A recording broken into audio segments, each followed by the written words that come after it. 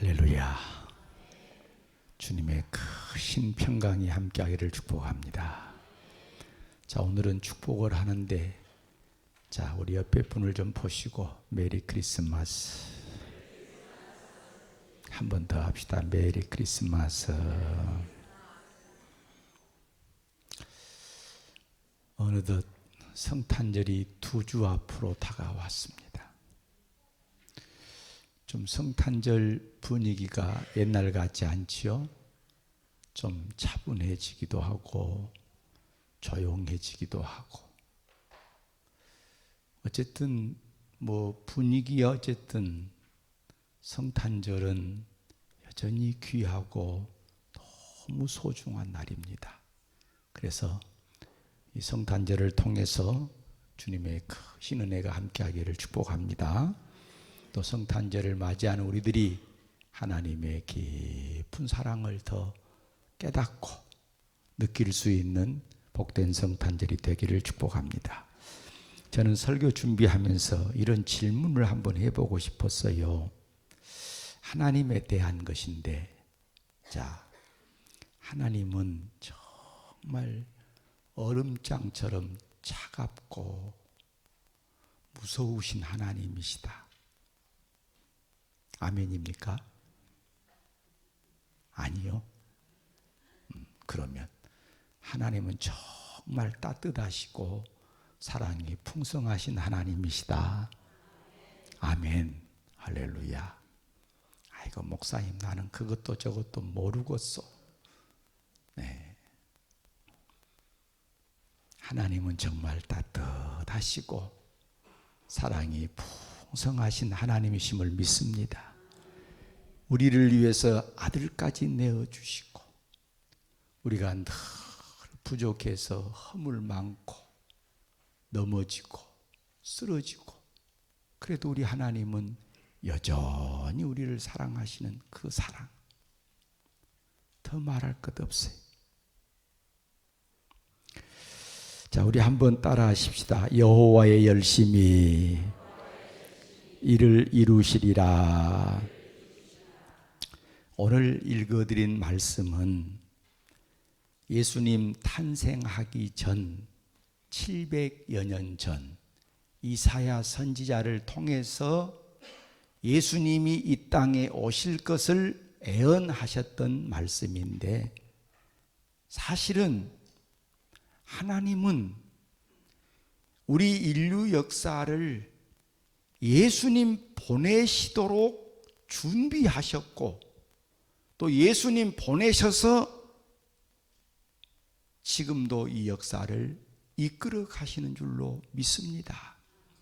그래서 구약은 말 그대로 올드 테스터먼트, 옛 언약.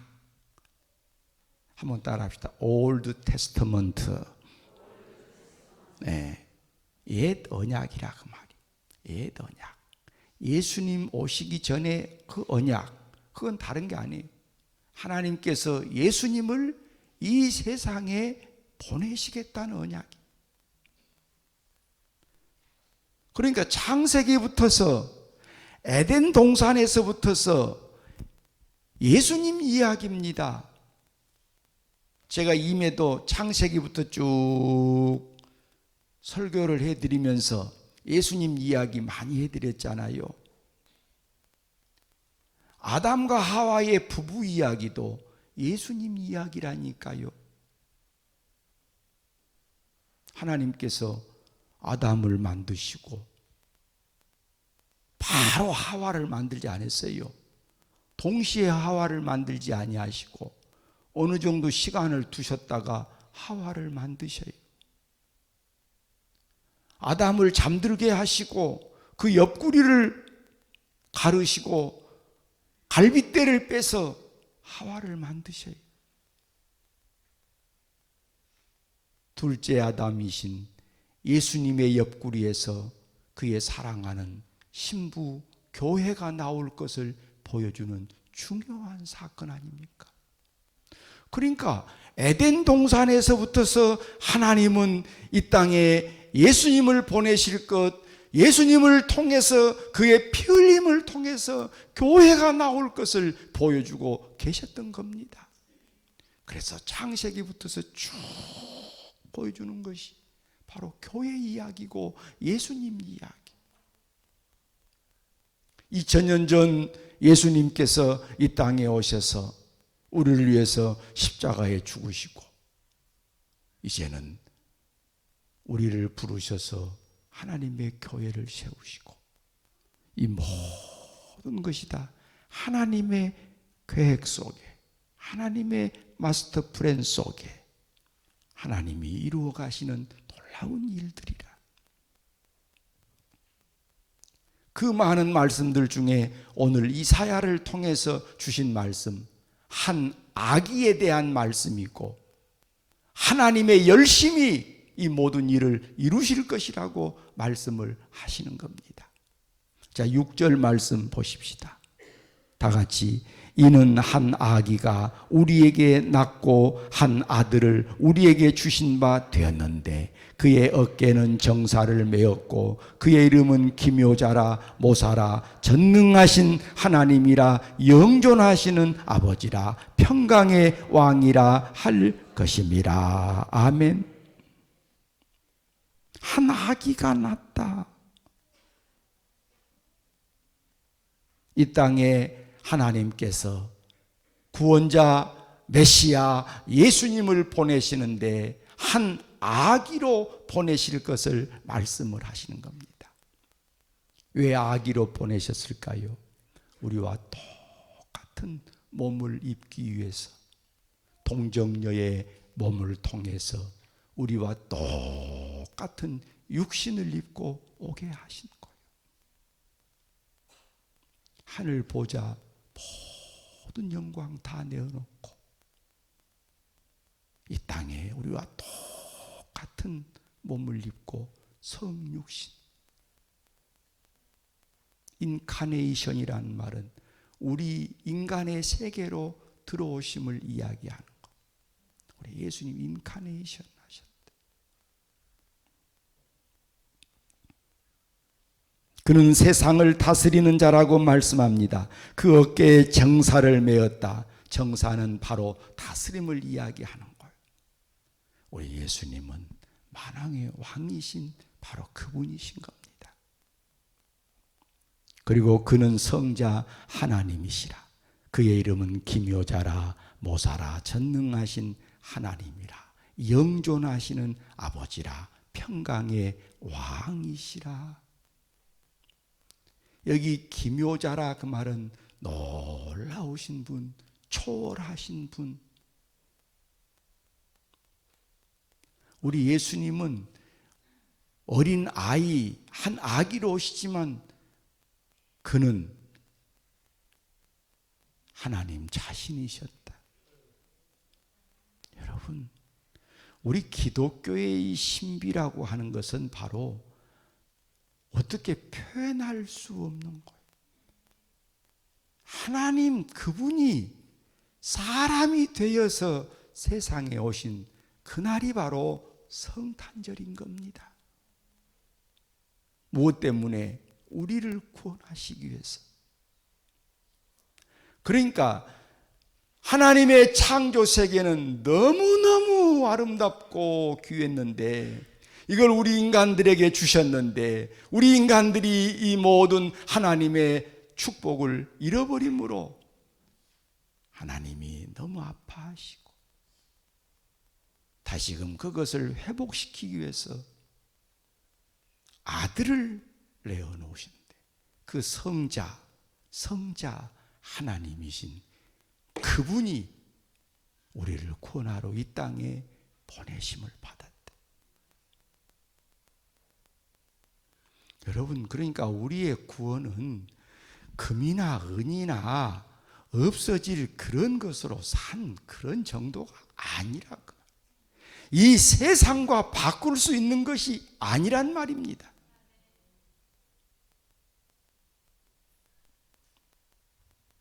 너무너무 엄청난 희생을 치르고 우리는 구원을 받은 줄로 믿습니다. 여호와의 열심히 이 일을 이루시리라. 여기 열심이라는 말이 키누아라는 말인데, 키누아라는 말이 재밌는 말이에요. 질투한다는 말, 시기한다는 말. 하나님이 열심을 내시는데 질투하실 만큼 열심을 내신다. 이게 무슨 말입니까? 하나님은 우리를 원수에게 빼앗기지 아니하시도록 우리를 사랑하시는데 질투할 만큼 사랑하신다. 우리를 누구도 손대지 못하도록, 우리를 건드리지 못하도록 하나님이 질투하실 만큼 우리를 사랑하신다, 그 말이. 여러분, 하나님이 여러분 얼마나 사랑하시는 것, 이 말씀 속에 다 들어있어요. 하나님이 여러분을 질투할 만큼 사랑하신다. 사탄이란 놈이 우리를 얼마나 찝적대고 건드리지 몰라요. 하나님 우리를 사랑해서 우리를 얼마나 사랑하는데 사탄이란 놈이 와서 찝적거려. 그 하나님이 질투해버려. 질투. 까불지 마라. 이 새끼 까불지 마, 이 새끼야. 하나님 질투하신 하나님이라니까. 그러니까 사탄이 여러분을 괴롭히고 아프게 하고 힘들게 해도 결국 하나님이 지키시는 줄로 믿습니다. 여러분이 믿음으로만 바로 서면 하나님은 절대로 여러분을 보호하시는 거예요.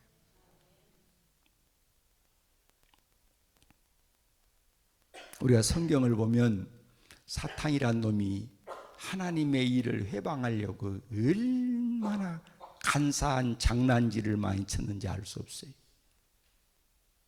이스라엘 백성들을 괴롭히고 범죄하게 만들고 살인하고 죽이는 일들을 얼마나 많이 합니까?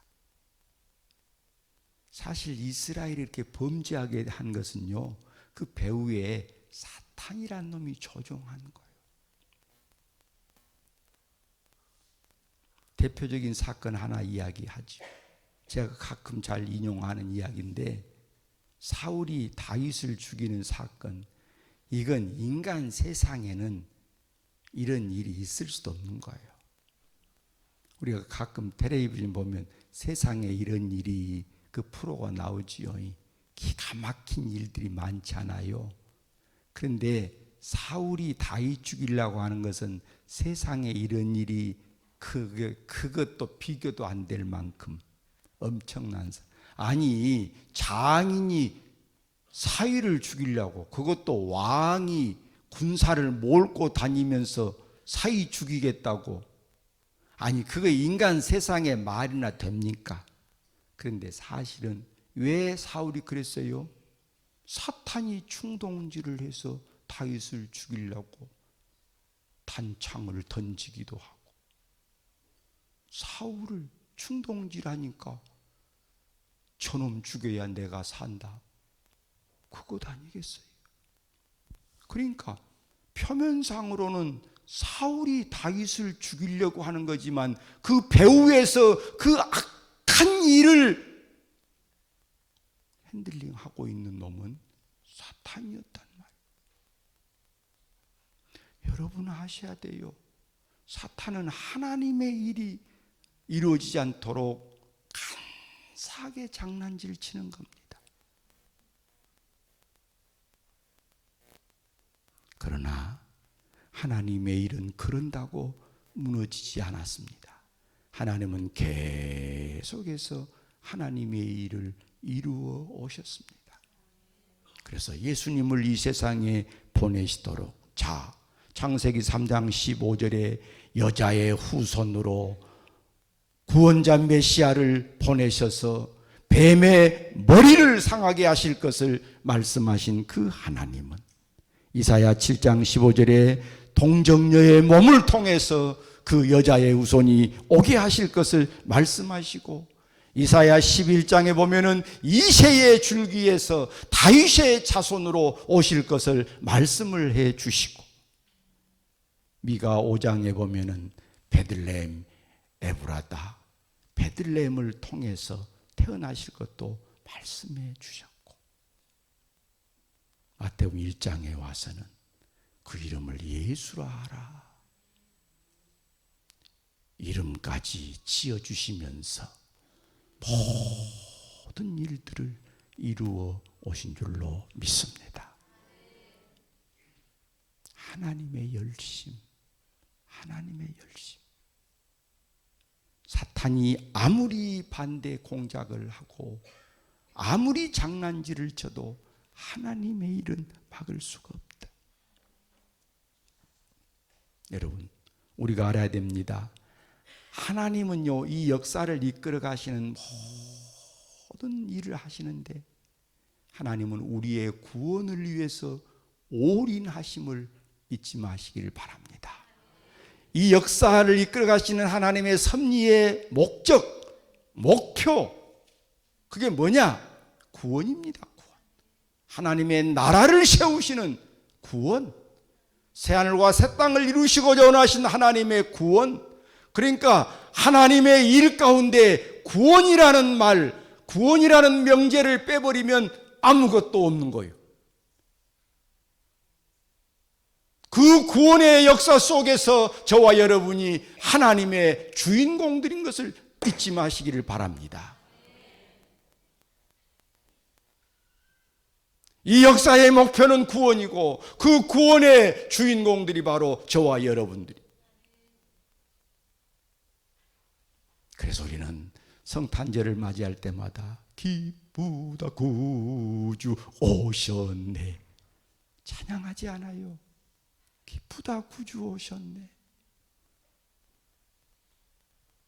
금년 성탄절도 기쁘다 구주 오셨네 많이 많이 찬양하면서 또 주님의 사랑을 마음에 깊이 깊이 간직하시기를 축복합니다.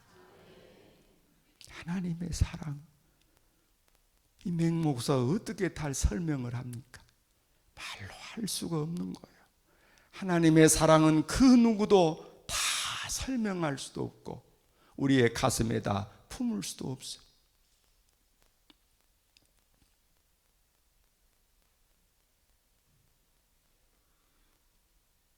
지금 우리가 이 땅덩어리가 움직이고 있는 것 느낍니까? 못 느낍니까? 전혀 못 느끼죠. 그러면 이 땅덩어리가 지금 움직입니까? 안 움직입니까? 엄청나게 빨리 움직여요. 지구의 둘레가 몇 킬로예요? 4만 킬로나 된다니까. 이게 하루 한 바퀴 삥 돈다니까요. 이게 자전이라고 하는 거예요. 우리 태양이 1년에 태양을 한 바퀴 삥 돌아야 1년이 되는 거요. 이걸 우리가 공전이라고 하는 거요.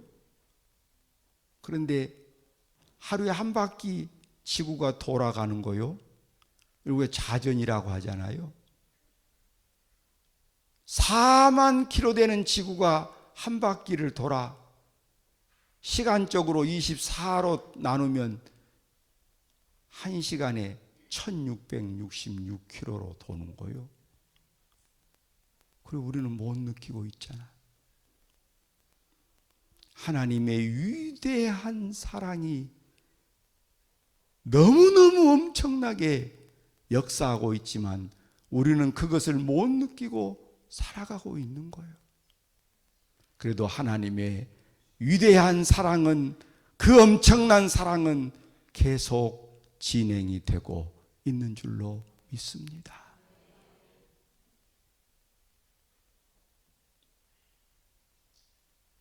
자, 그렇다면 오늘 저와 여러분은 하나님의 이 사랑 속에 산 우리들 어떻게 해야 됩니까? 다른 거 없어요. 제일 먼저 우리는 딱 한마디로 감사합니다. 그 말밖에 뭐 하겠어요?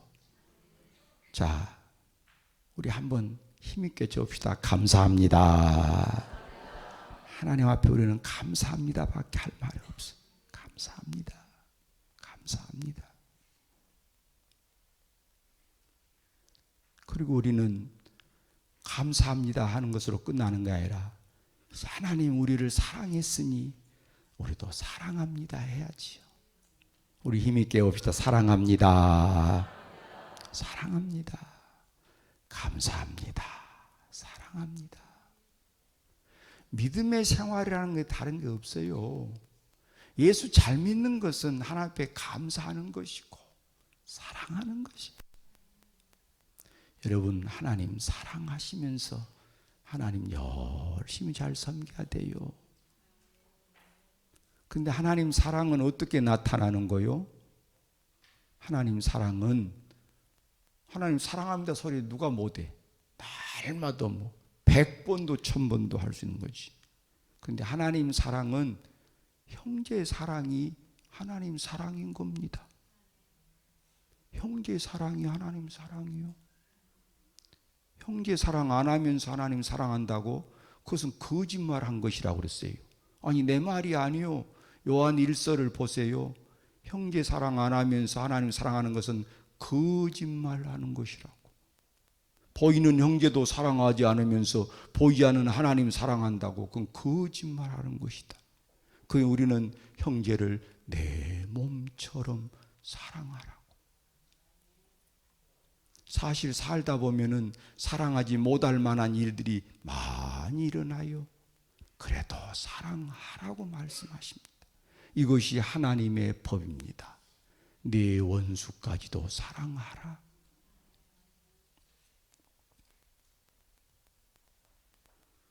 어제 어떤 출판 기념회에 갔습니다.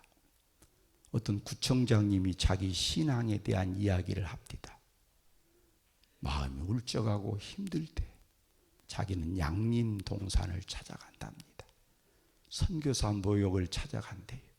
근데 선교사 묘역에 가면 손양원 목사님 묘비가 있는데 그 손양원 목사님의 묘비를 읽는다는 겁니다.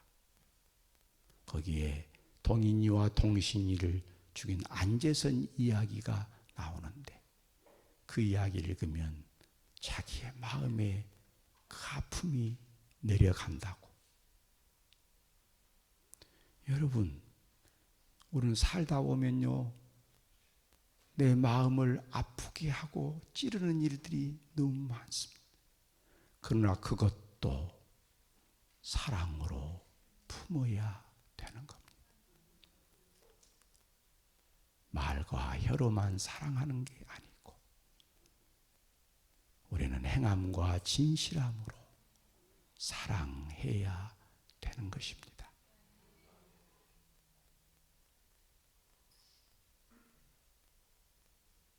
하나님은 다 보시고 계시거든요. 우리 한번 따라 합시다. 사랑합니다. 사랑해야 돼. 자, 감사합니다. 사랑합니다. 하나만 더 말씀드립시다. 하나님의 성품이 열심이니까 하나님 뭘 좋아하겠어요? 열심 있는 사람을 좋아하십니다. 열심 있는 사람. 그래서 우리가 하나님을 섬기는 것도 열심히 섬겨야 됩니다. 요한계시록 3장에 라오디게아 교회 이야기 나오잖아요. 미지근한 것을 주님은 안 좋아하신대. 미지근한 거 안 좋아하시. 여러분 어때요? 저도요, 음식이 느끼한 건 안 좋아. 짜든지 맵든지 시든지 그런 걸 좋아합니다. 그래서 별로 속은 별로 안 좋은 것 같아. 그래도 입맛은 그런데 어쩔 것이요. 물도 뜨거운 걸 좀 좋아하고 미지근한 건 안 좋아해. 근데 내가 보니까 예수님도 그러시더만. 미지근한 건 안 좋아하시. 미지근한 건 토해버린대. 여러분 잘 들으세요. 예수 믿는 것은 뜨겁게 믿어야 된다. 우리 예수님의 성품이 그렇다니까.